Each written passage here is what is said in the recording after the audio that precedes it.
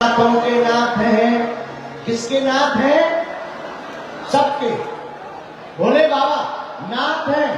अच्छा, जिस जगह पर भोले नाथ हो वहां कौन अनाथ होगा? सब सनाथ होंगे, क्योंकि भोले बाबा सबके नाथ हैं। और मेरे प्रियजनों, झारखंड के पागलों, यहाँ देवघर में वैद्यनाथ हैं, तो यहाँ कोई अनाथ नहीं है, सब सनाथ है। भोले बाबा विराजमान हो गए, नाम वैद्यनाथ पड़ गया। ऐसे महादेव यहाँ विराजमान है। इन्हीं का एक अवतार है हनुमान जी महाराज का। शंकर सुमन की फेरी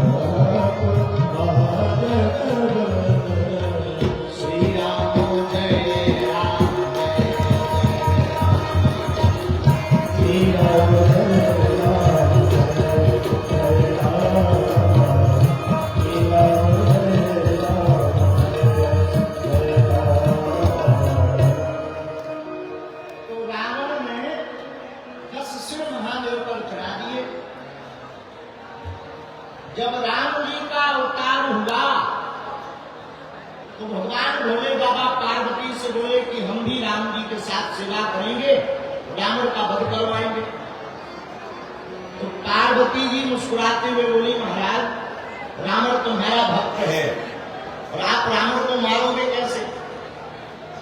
तब भगवान शंकर ने मुस्कुराते हुए कहा, देवी रावण ने हमारे केवल 10 सिर को चढ़ाकर 10 रुद्रों को प्रसन्न किया है। हम 11 रुद्र हैं, एक रुद्र बाकी रह गया। और जो रुद्र बाकी रह गया, हम उसी रुद्र के रूप में हम बानर बनकर अवतार लेंगे और रावण का वध करवाएंगे। इस प्रकार भगवान शंकर ही हनुमान जी बने। कौन बने? जोर से बोलो। हनुमान जी बने। इसलिए मेरे प्रियजनों, मेरे पागलों, भगवान शंकर ही हनुमान जी हैं और हनुमान जी ही शंकर जी हैं। जो शिव की पूजा करता है वो राम जी को पा जाता, जो हनुमान जी की पूजा करता वो भी राम जी को पा जाता। दोनों दिखने में दो हैं, पर शिव और हनुमान दोनों एक ही हैं। बोलो हर हर। इसलिए वैद्यनाथ के प्रियजनों, आप तो पहले से ही हमारे सरकार के भक्त हो, तो आपकी तो जय जयकार होनी ही है। और आज की कथा में जो जो विराजमान है, हम अपने बागेश्वर हनुमान जी के चरणों में मंगल में प्रार्थना करते हैं कि आप सबकी अलाय बढ़ाए भग जावे और बालाजी की कृपा आप सबके ऊपर हो जाए। लेकिन देखो एक बात है, बाबा वैद्यनाथ तो हैं, हनुमान जी के भक्त तो आप हो, लेकिन एक कमी है। पूछो क्या? जोर से पूछो। माथे पर सबके टीका होना चाहिए, घरों में सनातन धर्म का झंडा होना चाहिए। जो माथे पर टीका और सनातन धर्म का झंडा लेकर के बैठता है, वही हनुमान जी महाराज का वास हो जाता है।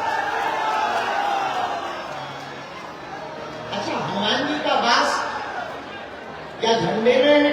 हाँ, ध्वज में है। जब महाभारत का युद्ध हुआ, तब श्री हनुमान जी महाराज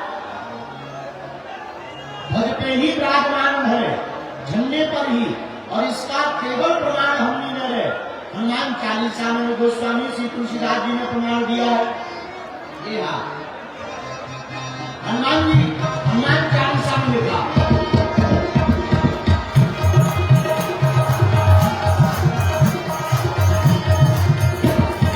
हाथ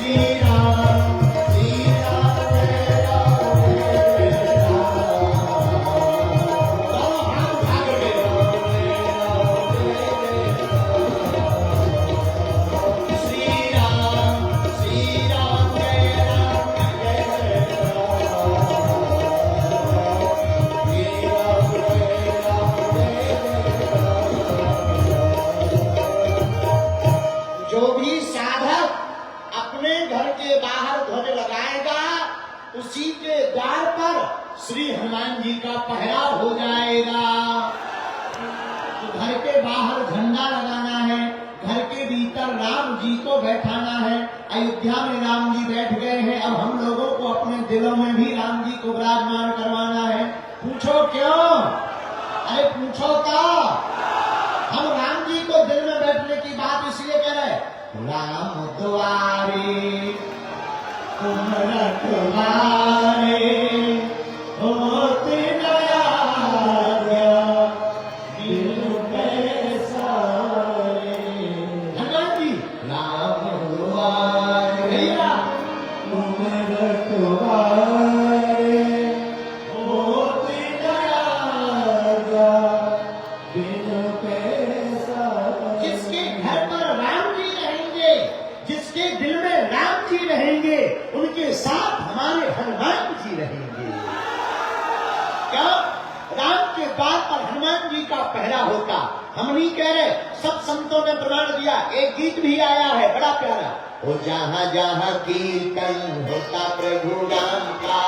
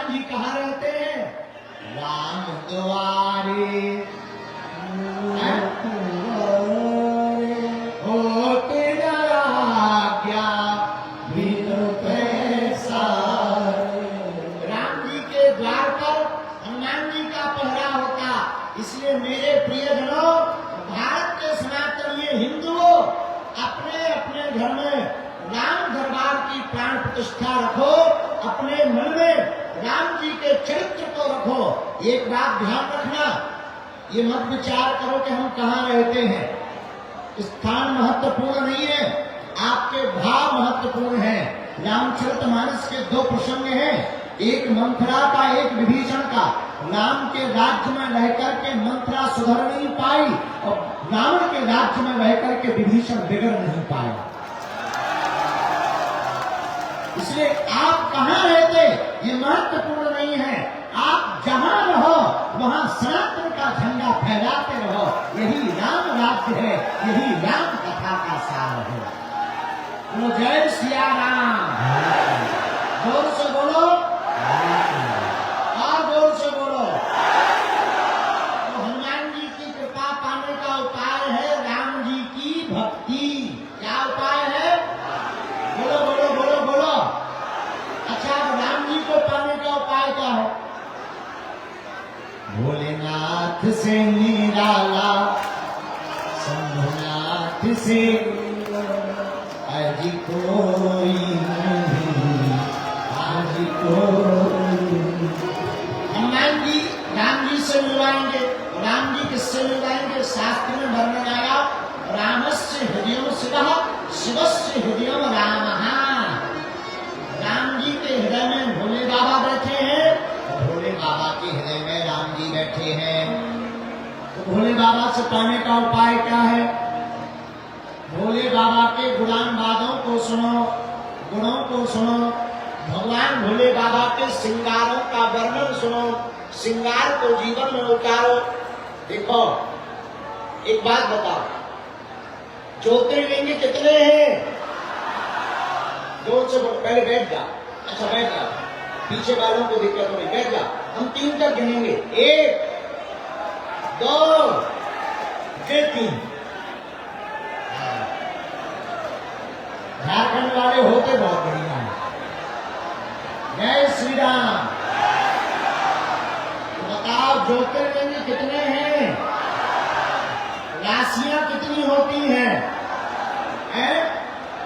12। कितनी? बोलो बोलो। 12। अच्छा, अधिक मास का महीना ना रहे तो महीना कितने होते हैं? 12। अब हम आपको आज भोले बाबा के 12 श्रृंगार बताएंगे। कितने? हर श्रृंगार का महत्व है। भोले बाबा का पहला श्रृंगार सुनो। बाबा का पहला श्रृंगार है जटाओं का मुकुट। जटा मुकुट। अच्छा महाराज जी, ये जटाओं का मुकुट क्यों है? जटाओं का मतलब है विचारों से। भोले बाबा जटाओं का मुकुट इसलिए धारण करते हैं कि हमारे विचार एकत्रित रहे। इसलिए भोले बाबा पहला श्रृंगार जटाओं का करते हैं। जटा विचार को एकत्रित करती है। विचार का संबंध भी सिर से है, भी सिर से है, लेकिन जो अपने विचार को एकत्रित नहीं कर पाते उनकी जटा बनाना व्यर्थ हो जाता है, और जिनके विचार एक होकर के राममय हो जाते हैं वही जटाधारी कहलाता है। भोले बाबा का पहला श्रृंगार है जटा, दूसरा श्रृंगार है चंद्रमा। क्या है? बोलो बोलो बोलो। चंद्रमा क्यों धारण किए मस्तक पर? भगवान महादेव चंद्रमा का धारण इसलिए किए हैं क्योंकि चंद्रमा मन का देवता है। मन को वश करने के लिए, मन को एकाग्रचित करने के लिए बहुत लोग हमारे पास आते हैं, गुरुजी हमारा मन नहीं लगता, कथा में मन नहीं लगता, भक्ति में मन नहीं लगता, पूजा पाठ में मन नहीं लगता, ठटरी के भरे मोबाइल चलाने में लगता है।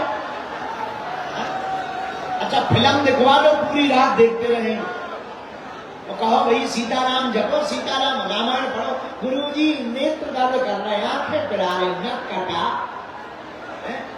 मोबाइल चलाने में नहीं है, लेकिन मन बड़ा विचलित रहता हो, मन से परेशान रहते हो तो चंद्रमा की पूजा करनी चाहिए। तो भगवान का दूसरा श्रृंगार है चंद्रमा। क्या है? चंद्रमा। चंद्रमा विचार को एकत्रित करते हैं। भोले बाबा का तीसरा श्रृंगार सुनो। तीसरा श्रृंगार है गंगा, वो भी सिर पर। गंगा तरंग, गंगा को सिर पर भगवान भोले बाबा विराजमान करते हैं।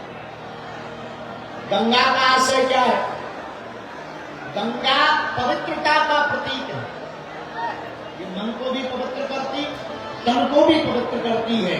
इसलिए प्रियजनों, भगवान राम को पाने के लिए मन की पवित्रता भी जरूरी है और तन की पवित्रता भी जरूरी है।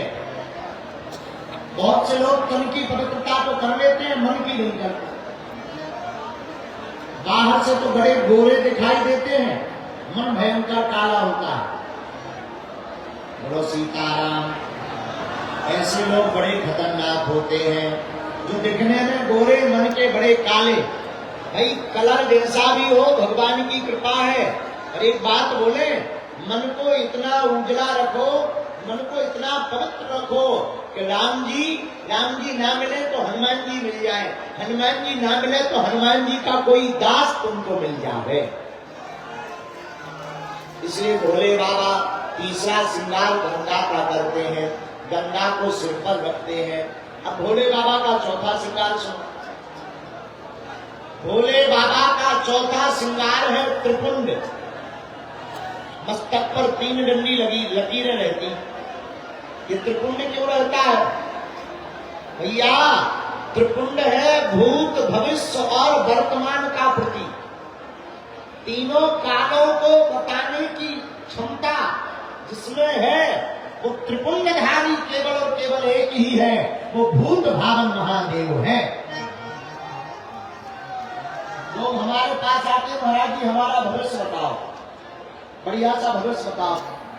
भैया भविष्य हम जो भी बता दें वो बात तो ठीक है, हनुमान जी की, बागेश्वर बालाजी की कृपा है, पर देवघर वालों को भविष्य पूछने की आवश्यकता नहीं है। भूत, भविष्य और वर्तमान तीनों को राइट फाइट करने वाले देवता वैद्यनाथ भगवान यहाँ पर विराजमान है। जो भूत, भविष्य, वर्तमान तीनों राइट फाइट कर सकते हैं। बोलो हर हर महादेव, हर हर महादेव। यह भोले बाबा का चौथा श्रृंगार हुआ।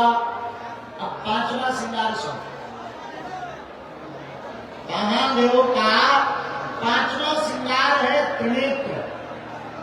3 नेत्र हैं, सबके 2 होते हैं, शंकर जी के 3, एक एक्स्ट्रा। भोले बाबा का हर काम अतिरिक्त ही है, एक एक्स्ट्रा है। तो किसी ने पूछा, बाबा हमारे तो 2 ही नेत्र हैं, तुम्हारे 3। शंकर जी बोले नहीं, 3 सबके हैं, पर किसी का बंद पड़ा, हमारा खुल गया।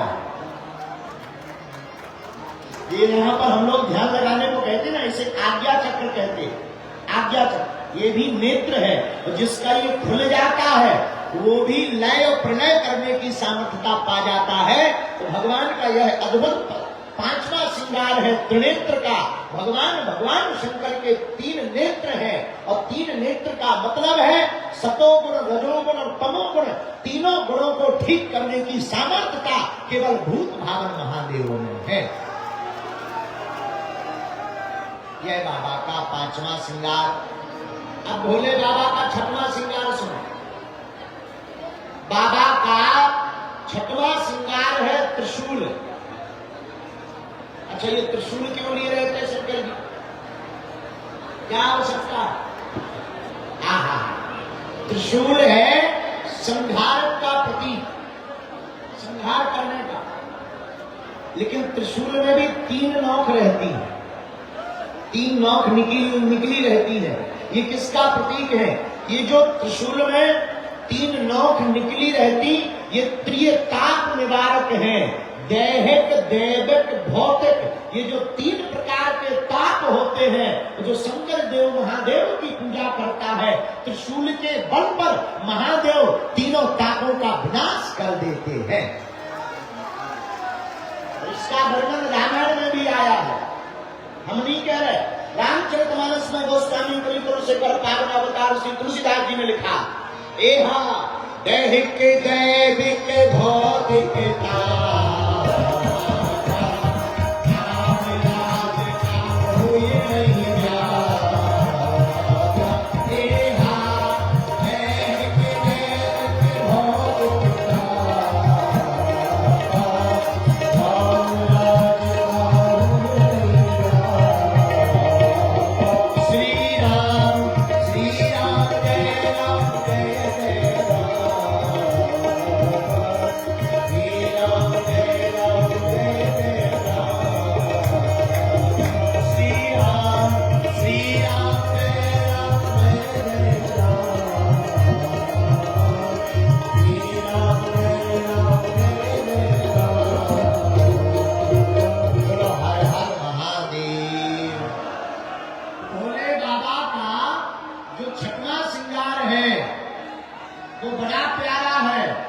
भोले बाबा का 7वां श्रृंगार सुनो। बाबा का 7वां श्रृंगार है भस्म। क्या है? यूं मान के चलो कैलाश पर्वत का पाउडर। हम लोग यहाँ पाउडर लगाते, भोले बाबा भस्म के रूप में पाउडर लगाते हैं, भस्म को धारण करते हैं। अभी हम जब गए, हमारे यहाँ के लाडले सांसद जी, हमारे बड़े ही प्रिय श्री निशिकांत द्विवेदी भी साथ में थे, बहना भी साथ में थी। खूब धक्का मुक्की हुई, बहुत भीड़ थी, जगह जगह पागल ही पागल थे। लेकिन जैसे ही वहां गए, वहां के पंडे आचार्यों ने, वहां के पुरोहितों ने, भगवान शंकर के पुजारियों ने वेद मंत्रोच्चारण करके जब भस्म चढ़वाया, ऐसा लगा हम भी देवघर वासी हो गए हों। क्या बोले मंत्र, अद्भुत। और धन्य है यहाँ के पुजारी, इतने उदार पुजारी हैं, इतने करुणावान यहाँ के पुजारी हैं। पूरी भस्म भगवान शंकर पर डलवा दी। महाराज पूरी डालो। हम तो कम डाल रहे थे क्योंकि हम कंजूस हैं, लेकिन उन्होंने कहा नहीं, पूरी डालो। हमने भी पूरी लाई।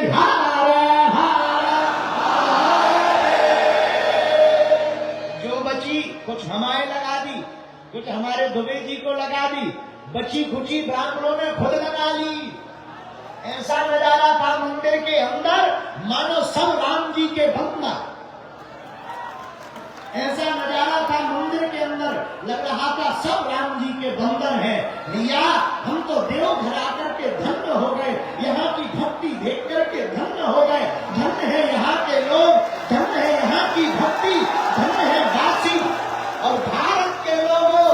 हम तुम्हें प्रार्थना करेंगे, आज बागेश्वर धाम के मंच से एक बार जरूर आना चाहिए 12 ज्योतिर्लिंग में भगवान वैद्यनाथ के दर्शन करने को।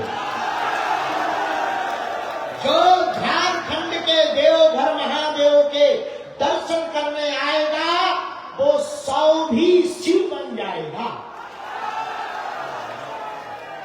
वो मुर्दा भी जिंदा हो जाएगा। 100 और शिव का मतलब, 100 का मतलब मरा हुआ। मरा कौन? जिसके हृदय में राम नहीं, जिसके हृदय में सत्यों के प्रति प्रेम नहीं, जिसे हिंदुत्व से प्यार नहीं, वो मरा हुआ मुर्दे के समान है। इसलिए देवघर में जो आकर के महादेव की भक्ति करता है, आहा, धन्य है भोले बाबा। तो भोले बाबा का 7वां श्रृंगार है भस्म। क्या है? बोलो बोलो बोलो।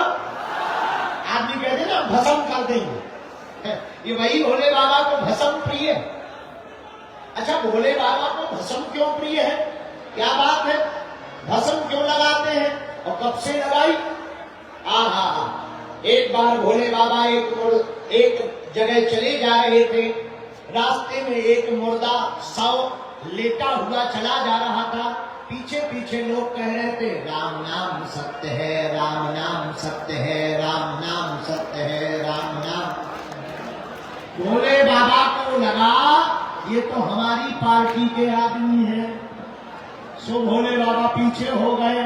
अब भोले बाबा भी कहने लगे, राम नाम सत्य बोलो, राम नाम। भोले बाबा सत्य सत्य कहते हुए जाने लगे। लेकिन जैसे ही शमशान घाट पर मुर्दा पहुंचा, मुर्दे में आग लगाई, सत्य बोलने वाले अपनी अपनी बातें करने लगी। एक बोला, एक बात बताओ जी, कब मर गए थे? दूसरा बोला, भैया हमें तो लगता है सुबह ही चले गए। तीसरा बोला, क्या बताएं, इनको आज ही मरना था, रविवार को मर जाते, कम से कम हमारे काम तो नहीं बिगड़ते। चौथा बोला, हम भी क्या बताएं, हम तो अपनी बिजली का बिल जमा करने जा रहे थे, लेकिन ये मर गए। शंकर जी ने सोचा, अभी कुछ देर पहले राम नाम सत्य कह रहे थे, अब तो ये संसार की बातें करने लगे। अरे ये तो झूठे प्रपंची है, ये हमारी पार्टी के आदमी नहीं है। लेकिन तब तक मुर्दा जल चुका था। पर भोले बाबा ने विचार किया, भैया मुर्दा भले ही जल गया, लेकिन इसके कारण कुछ लोगों ने राम नाम सत्य कहा, हमारा सच्चा साथी तो यही है। मुर्दा जल गया और उसकी भस्म बच गई, उसी भस्म को सीताराम कहते हुए अपने शरीर में लगा लिया। उसी दिन से भोले बाबा को भस्म चढ़ने लगी।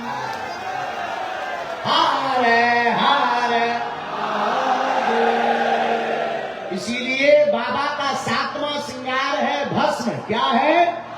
बोलो बोलो बोलो। एक बार एक अंग्रेज आया देवघर भस्म खरीदने। बोला हमको भोले बाबा की भस्म की पुड़िया दो। तो यहाँ का एक हमारा चेला था पुराना चंगीला, वो दुकान पर बैठा था, उसने पुड़िया दी। अंग्रेज ने पूछा कितने रुपए की? उसने कहा ओनली 20 रुपीस, 20 रुपया। अब अंग्रेज ने वो पुड़िया दी, यहाँ से देखे वहां से देखे। दुकानदार चंगीला ने पूछा क्या बात है सर, क्या देख रहे हो? अंग्रेज बोला हम देख रहे हैं एक्सपायरी डेट नहीं लिखी इसमें। तो दुकानदार मुस्कुराता हुआ बोला अंग्रेज साहब इसमें कोई एक्सपायरी डेट नहीं है, क्योंकि ये मिली बनी ही एक्सपायर्ड लोगों से है, ये बनी एक्सपायर्ड लोगों से है। तब तक मुस्कुराता हुआ अंग्रेज बोला अच्छा बोले यस। अंग्रेज बोला फिर तो ये खराब नहीं हो जाएगी? अरे देवघर का झारखंड का आदमी कच्चा थोड़ी होता है, झारखंड का आदमी तो ऊंचा होता देवघर का। झारखंड का देवघर का आदमी मुस्कुराता बोला हे अंग्रेज बाबू ये बनी एक्सपायर लोगों से है, लेकिन जो भी अपने माथे पर लगाता है उसकी एक्सपायरी डेट बढ़ जाती है। ये भक्तों का सिद्धांत है। इसलिए भोले बाबा का 7वां श्रृंगार भस्म है। 8वां श्रृंगार क्या है? रुद्राक्ष की माला। क्या है? बोलो बोलो बोलो। माला क्यों? भगवान शंकर के आंखों से जो अश्रु निकले, राम नाम कहते हुए राम की याद में जो आंसू निकले, उसी से रुद्राक्ष की उत्पत्ति हुई। और राम से रुद्राक्ष की उत्पत्ति हुई, अश्रु से भगवान शंकर के अश्रु से रुद्राक्ष की उत्पत्ति हुई। इसलिए भगवान शंकर को रुद्राक्ष बड़ा प्रिय है। क्यों? क्योंकि राम प्रभु श्री राम की याद में आंसू निकले, काम की याद में नहीं। बहुत से लोग रोते हैं, और कुछ लोग अपनी लुगाई के लिए रोते, कुछ लोग पड़ोसी के लिए रोते, कुछ लोग काम के लिए रोते, लेकिन भगवान शंकर प्रभु श्री राम के लिए रोते हैं। तो 8वां श्रृंगार भी बड़ा अद्भुत है रुद्राक्ष। 9वां श्रृंगार भगवान का है सांप। क्या है? नाग। भगवान के गले में भी नाग, जनेऊ भी नाग। आपने नाग क्यों गले में पहना? मानव शंकर जी कहना चाहते हो जो काल को अपना आभूषण बनाएगा वही महाकाल कहलाएगा। सांप है काल, और जो काल को आभूषण बनाएगा वही महाकाल कहलाएगा। और हमारे कवि हमें कहते थे अकाल मृत्यु वो मरे जो काम करे चंडाल का, और काल उसका क्या करे जो भक्त हो महाकाल। भगवान शंकर का यह 9वां श्रृंगार है सांप। 10वां श्रृंगार, 10वां आभूषण के रूप में भगवान जो वाहन धारण करते हैं, जिस वाहन पर विराजते हैं, वो है नंदी। कौन है? नंदी बैल। अच्छा, नंदी बैल पर क्यों बैठते? बैल है धर्म, भगवान शंकर धर्म पर विराजमान होते हैं। मेरे पागलों, जो धर्म के साथ चलेगा वही भगवान शंकर का सच्चा भक्त कहलाएगा। बोलो हर हर। भगवान शंकर का 11वां श्रृंगार है डमरू। क्या है? डमरू। भगवान डमरू को हाथ में लेकर के अनाहत नाद को छेड़ते हैं।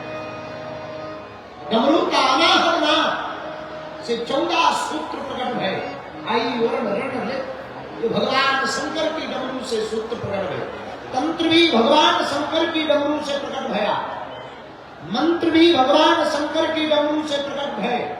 और मेरे पागलों, कोई तंत्र से परेशान हो, 1.25 वर्ष तक जिस प्राण प्रतिष्ठित शिवलिंग के पास में डमरू रखी रही हो, उस डमरू को घर में लाकर ओम नमः शिवाय का जाप करते हुए अगर अनाहत नाद कर दिया जाए, कैसा भी तंत्र मंत्र हो तुम्हारे घर पर नहीं रह पाएगा।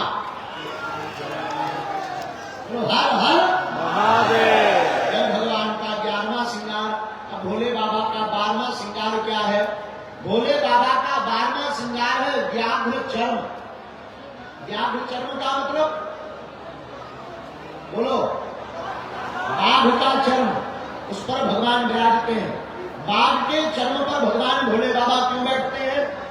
क्योंकि वह दुनिया को संकेत देना चाहते, अहिंसा परमो धर्मः, हिंसा करना पाप है, अहिंसा में जीना ही धर्म है। इसलिए भूत भावन महादेव व्याघ्र चर्म पर बैठ करके सुशोभित होते हैं। जो इन 12 श्रृंगारों को भगवान भोले बाबा के करता है, 12 श्रृंगारों की पूजा करता, 12 श्रृंगारों से भगवान की उपासना करता, 12 श्रृंगारों से महादेव को भजता है, और जो 12 श्रृंगारों का चिंतन करता है, वह व्यक्ति भगवान शिव का विशेष भक्त बन जाता है। बोलो हारा हारा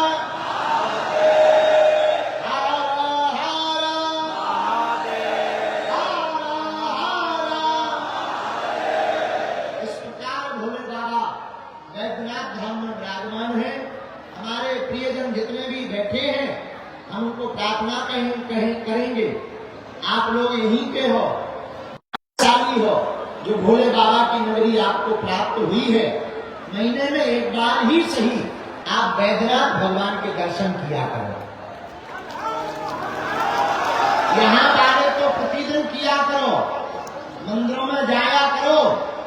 वो लोग शुक्रवार को जाना नहीं छोड़ते, खूब भीड़ जुटाते हैं। हमें उनसे बुराई नहीं है, पर अपने बालों को भी मंगल और शनिवार मंदिरों में जाना चाहिए। किसी से लड़ने के लिए नहीं, दुनिया को ये पता लग जाए कि सनातनी भी किसी से कम नहीं है। आज के बाद कौन कौन प्रति मंगलवार को बालाजी के या बैद्यनाथ भगवान के दर्शन करने जाएगा? हाथ उठाओ। पक्का? जोर से बोलो, पक्का? पक्का? कौन कौन भारत में हिंदू एकता चाहता है?